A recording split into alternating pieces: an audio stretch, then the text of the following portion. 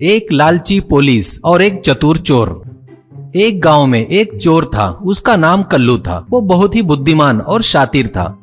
वो बड़ी ही चालाकी से चोरियां करता था। वो कैसे बोले तो वो एक आदमी को फोन करके बोलता है, आपके रिश्तेदार का एक्सीडेंट हो गया है, उसे दवाखाने में एडमिट किए हैं। अपनी आवाज बदलकर कहता था। ये सुनकर उस घर के सभी लोग कार में निकल जाते थे। तब उनके जाने के बाद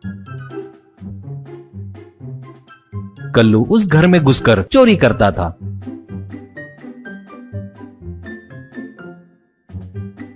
इतना ही नहीं, बैंक मैनेजर को फोन करके बैंक में बॉम्ब लगाए करके झूठी खबर देता था। तब मैनेजर के साथ सिक्योरिटी, कस्टमर सभी लोग बाहर भागते थे। तब वो बैंक के पीछे से अंदर घुसकर वहां के लॉकर में रखा पैसा, सोना चोरी करता था। वैसे ही अमीर लोग जिस ट्रेन में सफर करते थे, उस ट्रेन में चढ़कर किसी अमीर से अच्छी बातें करके दोस्ती बनाता था, फिर उसे बिस्किट देता था। वो खाकर वो बेहोश हो जाता था। तब कल्लू उसका बैग लेकर भाग जाता था। ऐसे ही तरीके से चोरी करता था। उसी गांव में शुभम नाम का एक पुलिस इंस्पेक्टर रहता था। शुभम बहुत ही कंजूस था और रिश्वतखोर था। वो अपने कांस्टेबल के साथ उनके पैसों से उसके पसंद का बिरयानी मंगाकर खाता था। ऐसे ही जेल में रहे कैदी को डराकर, धमकाकर पैसे लेता था। उसे देखकर एक कैदी उसके सेल के पास खड़े कांस्टेबल से, क्या हरामखोर इंसान है ये, मेरे पास पैसे लिया, अगली बार आया ना तो मेरे पास के एक पैसे भी नहीं दूंगा, ऐसा कहता है। कांस्टेबल, ओए ऐसा काम मत करना रे, उसे तू नहीं जानता, उसे पैसे नहीं दिया ना तो तेरे ऊपर और 2-3 झूठे केस लगाएगा। उसे रोज बिरयानी देकर हमें कितनी तकलीफ हो रही है तुझे पता है क्या, वैसा बिल्कुल नहीं जमेगा, ऐसा कहता है। कैदी, आप लोगों को भी तकलीफ दे रहा है क्या सर? कांस्टेबल, इसलिए तो झेल रहे हैं रे हम लोग, उसको कहता है। इतना ही नहीं, गांव में छोटे मोटे गाड़ी वालों के पास से भी पैसा वसूल करता था वो। एक गाड़ी वाला दूसरे गाड़ी वाले से, साला पहले से ही अपनी कमाई नहीं हो रही है, ऊपर से ये कमीने का अत्याचार कब खत्म होगा, कब इससे मुक्ति मिलेगी यार, कब मरेगा ये कमीना, ऐसा कहता है। पर उधर कल्लू अपनी चोरियां बिंदास कर रहा था। शुभम के एरिया के लोग आकर उस पर जमकर चिल्ला रहे थे। ये सिलसिला बढ़ रहा था।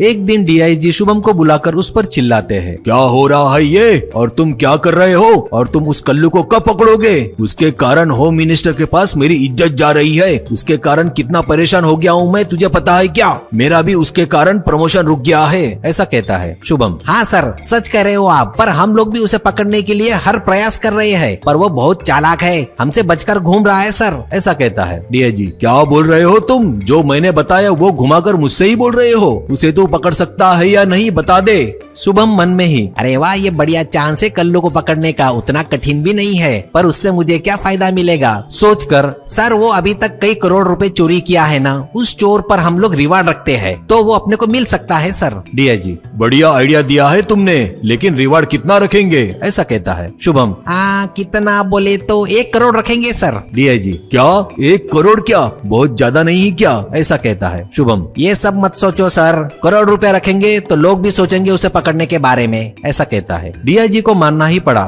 अब गांव भर wanted Kallu, reward 1 crore rupees करके पोस्टर लगते हैं। शुभम सच में बहुत ही बुद्धिमान था, पर उसकी कंजूसी के कारण उसको दिमाग को यूज करने की जरूरत ही नहीं पड़ी, पर वो अब बहुत ज्यादा सोचने लगा। ऐसे ही उसे एक आइडिया आता है। अगले दिन वो गांव वालों को बुलाकर कहता है, देखो अपने गांव के मंदिर के लिए कुछ बड़े लोगों ने सोने की घंटियां भेजे हैं, वो सब घंटियां हमारे पुलिस वाले ही मंदिर में बांधेंगे, उनकी कीमत कई करोड़ रुपए है, इसलिए उसकी देखभाल संभाल कर अच्छे से करना होगा। ये सुनकर गांव वाले तालियां बजाते हैं। ये सब कुछ कल्लू टीवी पर देखकर हंसता है और सोचता है, कैसे भी करके उन घंटियों की चोरी करना होगा।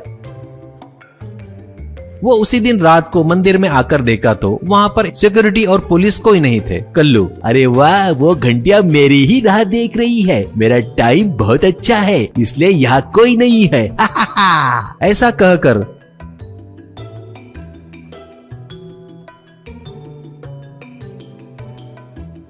जाकर मंदिर में सभी घंटियां निकालकर एक बोरे में भरता है।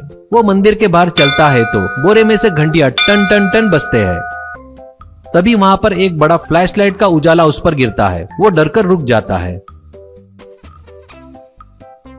तब शुभम आकर उसका कॉलर पकड़कर, क्या हो रे, कैसा है रे मेरा प्लान? तू अपने आप को बहुत चतुर सोचता है ना, तेरे से ज्यादा चालाक हूँ मैं। इतने दिनों से तेरे बारे में मैंने कभी नहीं सोचा, लेकिन अभी सोचना बहुत जरूरी हो गया था। ऐसे कल्लू को जेल में डालता है और शुभम वो 1 करोड़ का रिवॉर्ड लेता है। फ्रेंड्स, स्टोरी अच्छी लगे तो प्लीज़ लाइक शेयर कमेंट कीजिएगा।